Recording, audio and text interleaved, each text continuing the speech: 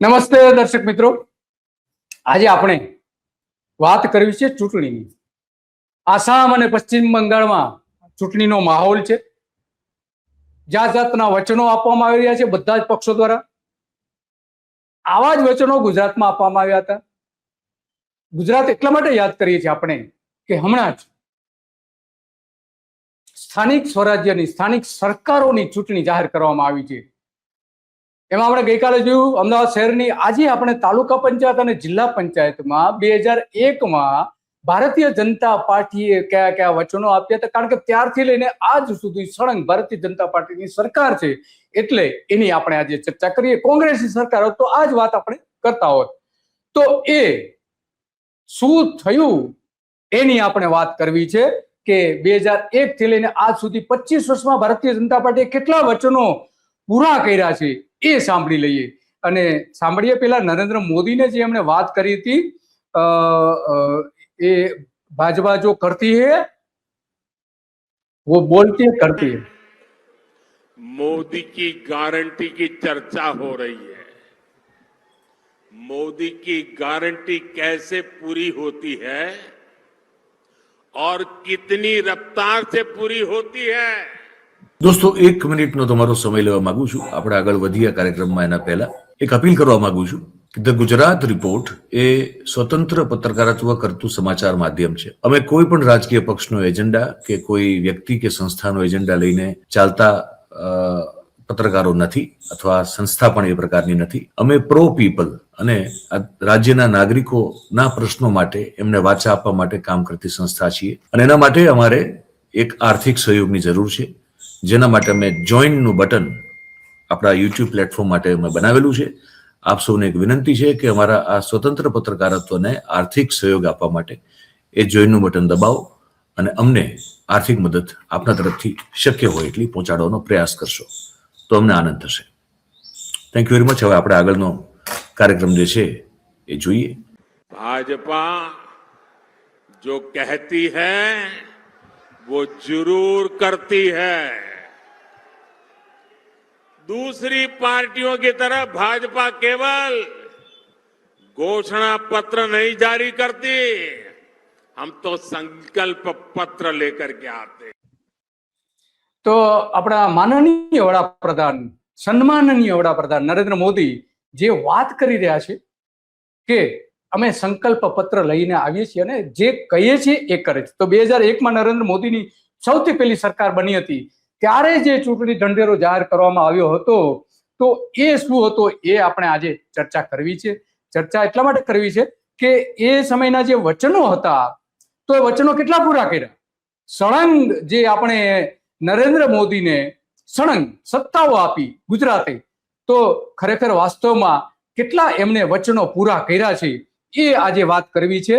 અને જોઈએ એની સાથે સાથે આ પણ જોતા જઈએ, આખો વિજય નિર્ધાર જે જાહેર કરવામાં આવ્યો હતો, એ રીતે કાર્ય સંકલ્પ પત્ર એનું નામ આપવામાં આવ્યું હતું. અને ગામ સુખી તો દેશ સુખી, એટલા માટે કે ગ્રામ પંચાયતો, તાલુકા પંચાયત, જિલ્લા પંચાયતોમાંથી સૌથી પહેલા જે અસર થતી હોય તો ગામડાને થતી હોય છે, અને એટલા માટે એમણે આ પત્ર સંકલ્પ પત્રનું નામ પણ એવું જ આપ્યું હતું.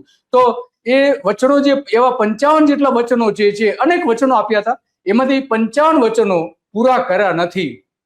લગભગ સમજો કે 60 થી 70 હશે. તો 2002ની જે ચૂંટણીનો ઢંઢેરો હતો, એ સ્થાનિક સ્વરાજ્યની ચૂંટણીનો કાર્ય સંકલ્પ વિજય નિર્ધાર નામ આપ્યું હતું. આપણે જોઈ રહ્યા છીએ કે જિલ્લા તાલુકા પંચાયત અને 25 વર્ષ થયા છતાં વચનો અધૂરા રહ્યા છે આજે ઘણા બધા. ત્યારે મોદી આસામમાં ફરીથી આવા વચનો રજૂ કર્યા, પશ્ચિમ બંગાળમાં રજૂ કર્યા. 2001માં ભાજપે વચન આપ્યું હતું કે ગામ સુખી તો દેશ સુખી, પરંતુ ગુજરાતનું એક પણ ગામ આજે સુખી જોવા મળતું નથી. મોટા ભાગના લોકો હિજરત કરીને શહેરમાં આવી રહ્યા છે. આજે શહેરની વસ્તી 51% થઈ ગઈ છે. જ્યારે ભારતીય જનતા પાર્ટી સત્તા પર આવી ત્યારે જે 36% વસ્તી હતી એ શહેરોની વધી ગઈ છે. સ્થાનિક લોકો જ નિર્ણય કરે એવા ગામોમાં આયોજન બોર્ડ બનાવવાની જાહેરાત કરી હતી. એક પણ ગામમાં બોર્ડ બન્યું નથી, બોર્ડની નીતિ પણ અમલમાં નથી કરતી. પ્લાનિંગ બોર્ડની જે વાત આવે છે એ નથી જોઈ શકતા. તાલુકા પંચાયતને વધારે સત્તા આપી છું, જે સત્તા હતી એ પણ સત્તા લઈ લેવામાં આવી. અનેક સત્તાઓ એવી છે કે જે લઈ લેવામાં આવી. ખેત ઉત્પાદનમાં વધારો કરીને પોષણક્ષમ ભાવો આપીશું આવી જાહેરાત કરી હતી. હમણાં જ આપણે જોયું કે ગુજરાતના ખેડૂતોએ મોટા પ્રમાણમાં બોટાદમાં આંદોલન કર્યું હતું. એ પણ આ એક એનો પ્રકાર જ હતો અને ખેડૂતો વારંવાર કહે છે કે અમને પૂરતા પોષણક્ષમ ભાવ મળતા નથી, એટલા માટે ગુજરાતના ગામડાના ખેડૂતો જે છે એ ખેતી છોડી રહ્યા છે. બીજું સૌથી મોટું વચન આપ્યું હતું કે હાઇબ્રિડ બિયારણોના બદલે બાયોટેકનોલોજીના બિયારણો અમે બનાવીશું, પરંતુ અત્યારે એવી વાત કરી હતી કે હવે હાઇબ્રિડ બિયારણો આઉટ ઓફ ડેટેડ થઈ ગયા છે, એટલે કે એની કોઈ જરૂર નથી એવી વાત કરી હતી. પરંતુ આજે પણ આપણે જોઈએ છીએ કે આ જ સરકારમાં જે કહેવામાં આવે છે કે અમે એનો અમલ કરીશું, પણ બાયોટેકનોલોજીનો ક્યાંય અમલ દેખાતો નથી. વિશ્વ ગામ બનીશું, બન્યું નથી. સમૃદ્ધ ગામ બનાવીશું, સમૃદ્ધ ગામને બદલે ગામડાઓ ભંગાર બની ગયા છે. આજે ઘણા બધા ગામડાઓ એવા છે કે જે ખાલી થઈ ગયા છે. ગામના લોકોનું આયુષ્ય 60 વર્ષ અમે કરીશું. 2010 સુધીમાં મહિલાઓની પ્રસૂતિમાં એક પણ મહિલાનું મોત નહીં થાય એવું વચન આપ્યું હતું, પણ આજે પણ આપણે જોઈએ છીએ કે આદિવાસી વિસ્તારોમાં મહિલાઓના મોત, આ જે સુવાવડી બહેનો જે હોય છે એના મોત એને એક જગ્યાએથી બીજી જગ્યાએ લઈ જવા માટેની સુવિધા ન હોવાના કારણે થઈ રહ્યા છે.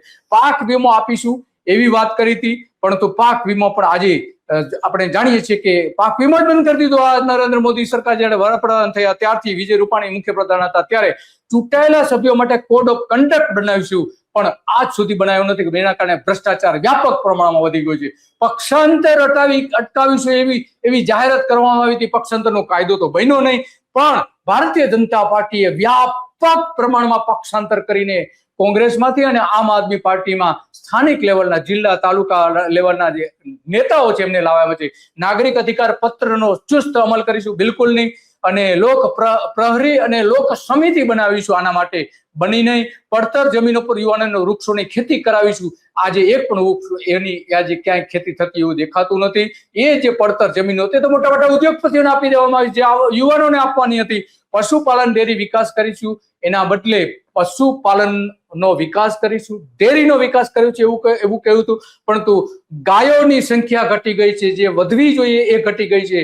ગૌચર જે વધવા જોઈએ ને બદલે ગૌચર પણ ઘટી ગયા છે. 3000 ગામોમાં આજે ગૌચર નથી અને ડેરીમાં મોટા વ્યાપક પ્રમાણમાં ભ્રષ્ટાચાર થઈ રહ્યા છે. હમણાં જ એક પરફેક્ટ ઘરનું સપનું એને સાકાર કરશે કોણ? Shrinathji group of companies. 10 વર્ષ પહેલા Dakshesh Shah started his journey એક સિમ્પલ ડ્રીમ થી. બધાનું ડ્રીમ હોમ બનાવવાનું સપનું, એ પણ અફોર્ડેબલ પ્રાઇસમાં. 2015 થી હજારો ફેમિલીઝનું સપનું પૂરું કર્યું છે, તો તમે કેમ પાછળ રહી જાઓ? આજે જ મુલાકાત લો શ્રીનાથજી સામ્રાજ્ય અને સ્વસ્તિક પાર્કની અને તમારા સપનાને એડ્રેસ આપો. આમ આદમી પાર્ટીએ આરોપ મૂક્યો હતો કે 300 ટેન્કર રોજના બનાવટી દૂધના આ ડેરીઓમાં જઈ રહ્યા છે.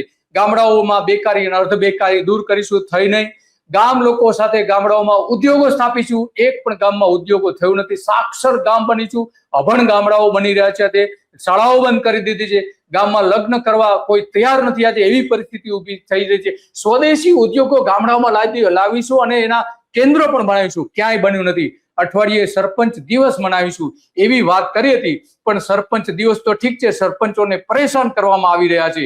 તો આ હાલત આજે ગામડાઓની થઈ છે અને એટલા માટે આ બધી જ વાત કરવી પડે છે આપણે, અને એ વાત કરવાના અનેક કારણો આપણે આપી રહ્યા છીએ એક પછી એક. ગૌચરનું વૈજ્ઞાનિક ઢબે વિસ્તરણ કરીશું, પણ ગૌચરનું વિસ્તરણ કરવાના બદલે ગામડાઓ ઘટી ગયા છે. ગૌચર ઘટી ગયા છે. 3000 ગામડાઓમાં ગૌચર એવા દેવામાં નથી. ઉદ્યોગપતિઓને મોટા પ્રમાણમાં એ ગૌચરો આપી દેવાય છે. 9000 ગામડાઓ તો એવા છે કે જ્યાં ગૌચર જે જોઈએ એના કરતા ઓછું છે. તો બાકી શું રહ્યું? જે આપણી પાસે 18000 ગામડાઓ છે એમાં કમ્યુનિટી બાયોગેસ બનાવીશું. ગામડાઓનો સામૂહિક રીતે બાયોગેસ પ્લાન્ટ બનાવીશું, બાયોગેસ પ્લાન્ટ, અને એમાંથી રાંધણ ગેસ ગામડાઓને આપીશું. બિલકુલ થયું નહીં. દરેક ઘરને ઘર મળશે એવું વચન આપ્યું હતું. 10 વર્ષમાં એટલે કે 2010 સુધીમાં 30 લાખ મકાનો ગરીબ લોકો માટે મકાનો બનાવવાના હતા. બિલકુલ બનાવ્યું નહીં. એ પોલ ત્યારે ખુલી. નરેન્દ્ર મોદીએ 2012માં ફરીથી વચન આપ્યું હતું કે 50 લાખ અમે મકાનો બનાવીશું ચૂંટણી જીતવા માટે, પરંતુ એટલા મકાનો બનાવ્યા નથી. આપણે જાણીએ છીએ કે આજે ગુજરાતમાં 13 લાખથી વધારે મકાન સરકારે બનાવી શકી નથી 2012 થી લઈને 2026 સુધીમાં. તો આ વાત છે. કોમ્યુનિટી બાયોગેસ દ્વારા રાંધણ ગેસ આપીશું એવી જે જાહેરાત કરી હતી ક્યાંય રાંધણ ગેસ આપવામાં આવતો નથી. કોમ્યુનિટી બેઝ વ્યક્તિગત રીતે કરે છે, અલગ વાત છે. અને આજે આપણે જાણીએ છીએ કે ગેસની ભારે તંગી છે, ગેસમાં લોકો પરેશાન છે, ગેસના સિલિન્ડર મળતા નથી. જો આ બાયોગેસ થયા હોત તો દરેક ગામમાં ગામ પોતે પોતાનો ગેસ બનાવતું હોત, પરંતુ નરેન્દ્ર મોદીએ બિલકુલ કર્યું નથી. દરેક ઘરને મકાન આપવાની જે વાત કરી હતી, તો એ વાતમાં પણ ગામથળની જે જમીનો વધારવી જોઈએ એ વધારી નથી. નરેન્દ્ર મોદીની સરકાર આવી ત્યારથી લઈને એ તો ઠીક છે, પણ મકાનો બાંધવા માટે જે પ્લોટ આપવાની જે યોજના હતી એ પણ બંધ કરી દીધી. તો બીજી બાજુ 50 લાખ મકાનો બનાવવાની આ જે વાતો કરી હતી નરેન્દ્ર મોદીએ, ક્યાંય દેખાતું નથી. 30 લાખ મકાનો બનાવવા તો બાજુ પર 10 વર્ષમાં 30 લાખો બનાવવાના હતા. અને ખેતરોના રક્ષણ માટે ગ્રામ રક્ષક દળો બનાવવાના હતા, અને ગામના જ લોકો એમાં ભરતી કરવાની અને ખેતરોનું રક્ષણ કરવાની યોજના જાહેર કરી હતી. પરંતુ આજે આપણે જાણીએ છીએ કે આ નરેન્દ્ર મોદીએ આ અંગે કંઈ જ નથી કર્યું. આપણે એક પછી એક આ બધી જ બાબતો જોઈ લીધી, અને એમાં સ્પષ્ટપણે આપણે આવું કહી શકીએ કે એ કર્યું નથી. અને એટલા માટે આપણે આજે વાત કરવી પડે છે. નરેન્દ્ર મોદી મોટી મોટી વાતો કરે છે, પરંતુ એનો અમલ ક્યાંય કરતા નથી. એ આના ઉપરથી સાબિત થાય છે. ગ્રામ્ય વિસ્તારોમાં આજે લોકો પરેશાન છે, ચૂંટણીઓ ફરી આવી છે. લોકો આ બધા જ વચનો યાદ કરાવશે ફરીથી ભારતીય જનતા પાર્ટીને. અને નરેન્દ્ર મોદીએ જે હમણાં જ કહ્યું હતું એ શું હતું એ ફરીથી સાંભળીએ. बीजेपी जो कहती है वो करके दिखाती है. તો આપ્યા હતા કે હું છું ગુજરાતના. સાંભળો શું કહે છે. મારો મત સૌના સાથ સૌના વિકાસના મંત્રને, મારો મત ભાજપને. કમળનું બટન દબાવીએ, ફરી ભાજપ સરકાર બનાવીએ.